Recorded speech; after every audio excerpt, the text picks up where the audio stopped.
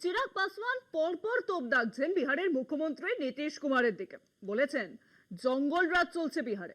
মজা হচ্ছে দুজনেই কিন্তু এনডিএর শরিক।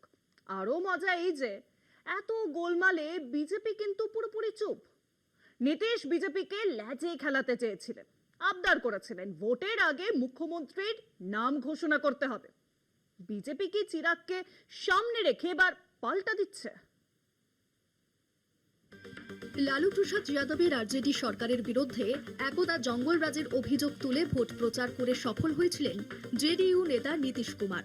শিবির বদলে বদলে 2005 সাল থেকে একটানা বিহারের ক্ষমতায় নীতিশের টিকে থাকার অন্যতম কারণ হলো তার মুখ্যমন্ত্রিত্বে রাজ্যে জঙ্গলরাজ খতম হওয়া। কিন্তু গত কয়েক বছরে রাজ্যে অপরাধের ঘটনা দ্রুত বেড়ে চলেছে। সম্প্রতি রাজধানী শহর পাটনায় বন্দুকবাজের হামলায় নিজের বাড়ির অদূরে নিহত হন এক ব্যবসায়ী। তার দিন কয়েকের মধ্যে শহরে একাধিক এনকাউন্টারের ঘটনা ঘটে। পুলিশের সঙ্গে গুলির লড়াইতে একাধিক দুষ্কৃতী নিহত হয়।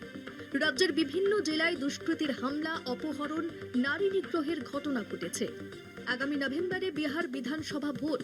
তার আগে রাজ্যের আইন শৃঙ্খলার অবনতিতে চাপ বেড়েছে নীতিশ সরকারের। সেই আবহেই এনডিএর শরিক লোক জনশক্তি পার্টির সুপ্রিমো কেন্দ্রীয় মন্ত্রী চিরাগ পাসওয়ান কড়া সমালোচনায় বিঁধেছেন নীতিশ কুমারের প্রশাসনকে। চিরাগের দাবি, বিহারে আইন শৃঙ্খলা ব্যবস্থা সম্পূর্ণ ভেঙে পড়েছে। রাজ্যের অবস্থা ভয়াবহ বলেও মনে করেন তিনি। শরিক নেতার এহেন মন্তব্যের স্বভাবতই প্রবল বিড়ম্বনায় পড়েছেন নীতিশ সহ এনডিএর শরিক দলগুলি। ইতিমধ্যে এনডিএর শরিক হাম বা হিন্দুস্তান আম পার্টি জেডিইউ নেতৃত্ব চিরাগের আচরণে বিরক্তি প্রকাশ করেছে। বিরোধীদের সুরেই হাজিপুরের সাংসদ চিরাগ কথা বলছেন বলে দাবি তাদের। বিস্ময়জনকভাবে বিহার বিজেপির নেতৃত্ব চিরাগের বক্তব্য সম্পর্কে নীরব। তাতেই এনডিএর অন্দরে নানা সমীকরণ নিয়ে আলোচনা শুরু হয়েছে। রাজ্যের বৃহত্তম দল হলেও নীতিশকে মুখ্যমন্ত্রী হিসেবে মেনে নিতে বাধ্য হয়েছে বিজেপি। ঘটনাচক্রে বর্তমানে কেন্দ্র একক সংখ্যাগরিষ্ঠতা হারানোয় নরেন্দ্র মোদীর সরকারকে নীতিশের জেডিইউ এর ওপর ভরসা করতে হচ্ছে।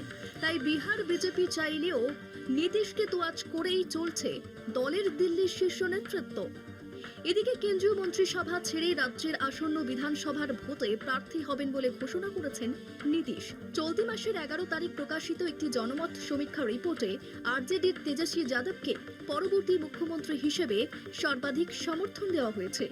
তারপরেই জনসুরাজ পার্টির প্রশান্ত কিশোর, তৃতীয় স্থানে নীতিশ ও চতুর্থ স্থানে ছিলেন চিরাগ। বিজেপির সম্রাট চৌধুরী ও কংগ্রেসের রাজেশ রাম। এই পরিস্থিতিতে এনডিএর বিকল্প হিসেবে তরুণ মুখ চিরাগের নেপথ্যে কি বিজেপি সক্রিয়? ভোটের মুখে বিহারে সেটাই এখন চর্চায়। কলকাতা টিভি।